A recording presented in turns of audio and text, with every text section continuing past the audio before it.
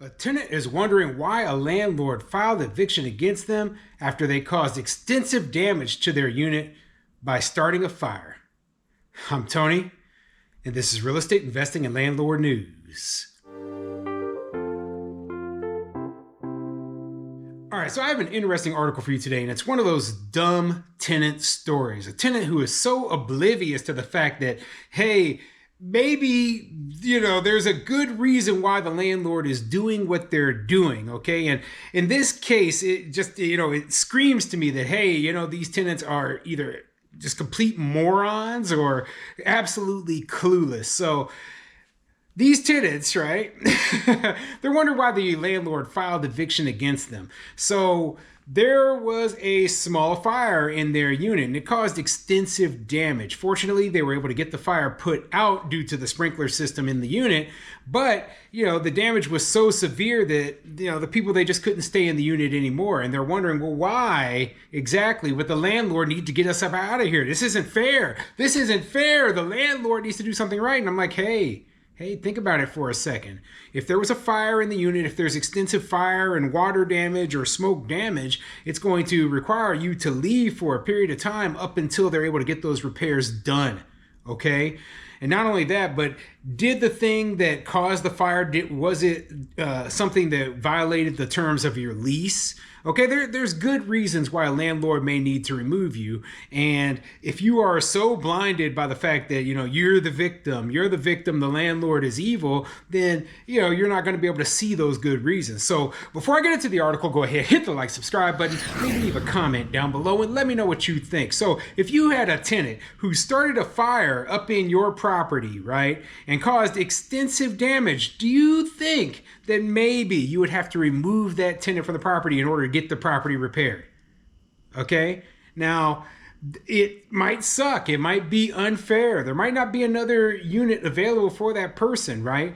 But this is the sort of reason why I suggest to all my tenants, one, you should have renter's insurance, okay? As property owners, we're used to having insurance, but a lot of renters, they don't have insurance. So you should get renter's insurance for sure. Always follow the terms of your lease and be prepared. You should have emergency reserves just in case something like this happens. Regardless of if you own your property or if you're just a renter, you should have some emergency reserves for situations such as this. So anyway, let's get into this story. I think it's a dumb tenant story, but maybe you'll disagree with me. Anyway, let's get into it. This article is coming from click2houston.com and it says, one thing after another. Spring area family says they're being wrongfully evicted off of baseless claims. Well, let's hear their side of the story, okay? A Spring area family dealing with severe medical issues is now on the brink of homelessness. This comes after they say their property manager told them they have to leave because their daughter accidentally started a small fire that was immediately put out by the sprinkler system. This is all happening at the Waterstone Apartments on Old Holsworth Road. The lawyer KPRC2's Devin Clark spoke to says there is a strict legal process that a landlord must go through in order to force a tenant out. The tenants in this case say that hasn't happened, and on top of that, they're being kicked out because of baseless claims. Now, they say they're being kicked out because of baseless claims, right? But here's my question.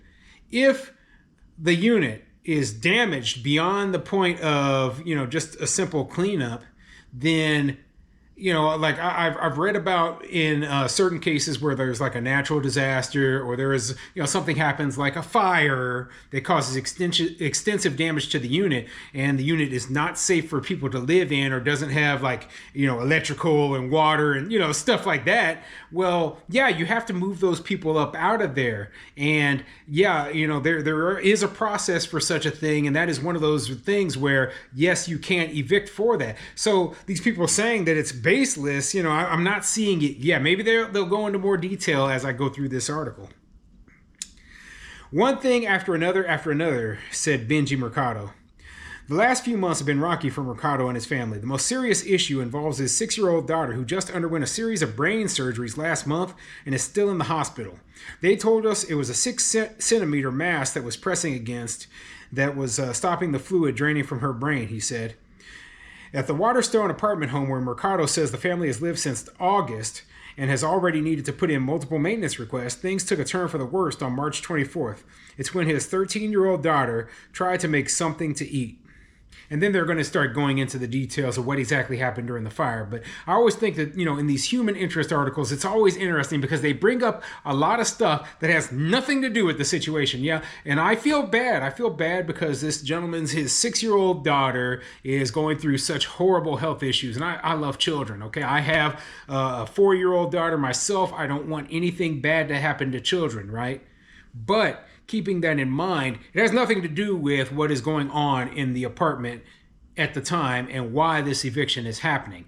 And I don't like where, they're like, oh, well, because this guy's daughter is going through this hard time right now, then maybe you should, just forget about all these other issues that are going on. Like, no, life doesn't work that way. Business does not work that way. And you need to understand why we have a certain set of rules that we must follow, because guess what? Bad things happen to everyone all the time. It would be nonstop if a landlord had to sit there and be like, okay, well, Bill over there has cancer, so he doesn't have to pay rent and he doesn't have to follow the rules. Bob over there, his daughter died in a car accident, so he doesn't have to pay rent. He doesn't have to follow the rules or pay his debts. He never gets evicted. Lucy back there, she just got diagnosed with breast cancer. She ain't got to pay. Imagine, we all go through these situations. People lose their jobs. People go through health issues, etc. Right? All the time. It is nonstop. And landlords would never get paid if we had to make special exceptions for people who were just having to be going through a rough time. So it wouldn't make any sense. It wouldn't make any sense. And I want you to keep in mind that no other debt, no other bill collector, be it credit card company, be it a car loan place, be it, the furniture store down the street, nobody else has to abide by those rules, but they always expect the landlord to do so. And I think that's wrong. Okay. I think that people need to understand that we operate in the same way other businesses operate. And that means that we need to be paid the money that we are owed, regardless of what you are personally going through. And yes, that doesn't mean that I don't feel for you in your personal situation, but you need to understand that that is the way we do business. It was just a simple pot that got too hot next to a bag of chicken nuggets that she was making, he said. Mercado says a small fire broke out and the unit's sprinkler system put it out before firefighters got there. Later, they got a termination notice due to natural disaster or catastrophe. It states they have to leave by April 2nd, citing damage so extensive the unit is unusable. Okay, so already we see a problem with the article. They talk to a lawyer up above. The people are saying, well, they're terminating us based on baseless claims, right? The fire itself is undeniable. Okay, they can't deny that a fire occurred. The fire department was called. They came out. There was extensive damage to the unit. The sprinklers went off in there. And yeah, maybe the sprinklers did put out the fire, but that doesn't mean that, one, there was no damage from the fire itself. Just because the sprinklers put the fire out doesn't mean that there was no damage. Now, if the sprinklers went off inside the unit, there's probably extensive water damage inside that unit. And if they were above another unit or another couple of units, if they weren't on the bottom floor, there's probably extensive water damage in those lower units as well. Not only that, but if the fire got into the electrical system, there could be, where they have to go through and, do all the electrical work. I know this because I had a fire in my house a long time ago, and it was, in a house that I lived in, that I owned. And fortunately, it happened while I was gone. It was caused by something with the hot water heater. And when I got back to the house, it wasn't even that big of a fire. The fire department put it out, but it took 6 weeks before the insurance company, the restoration company, got all the damages done, and I was able to get back up in there. So yeah, it was not a fun time for me, and I didn't think the damage was that severe, but That's how long it took. That's why I had to leave. I had to go and temporarily live in my father's house, even though, here I am, a grown man, 30 years old or almost 30 years old. I think I was 30 at the time it happened, right? So, yeah, it was a tough time. But, I think these people, they need to look at it from the perspective of, hey, there's probably more damage than we can just look here and see, okay?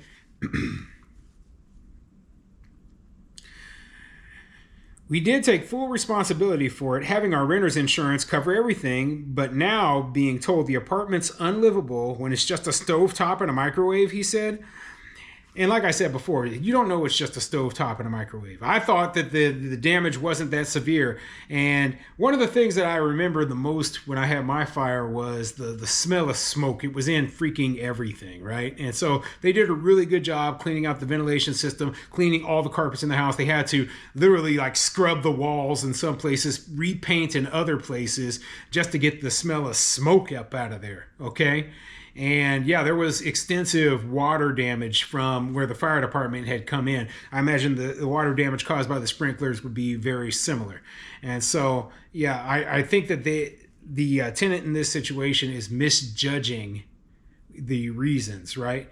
That this is all happening. But, one other thing that I noted from the article was they said they'd only been in there since August, okay? So they haven't even been in there for a full year yet. I'm sure that, and they mentioned that they also had renter's insurance, which I'm glad that they did have renter's insurance. That was smart, smart on their part as the tenant, right? But you can't deny the fact. I know it sucks that you have to go, but you need to go, okay? So anyway, I'll put a link to this article in the description down below. You can read about it. Let me know what you think. Do you think this is just another dumb tenant who is blind to the way that, things really are working and, just angry, probably more angry at themselves than anything else?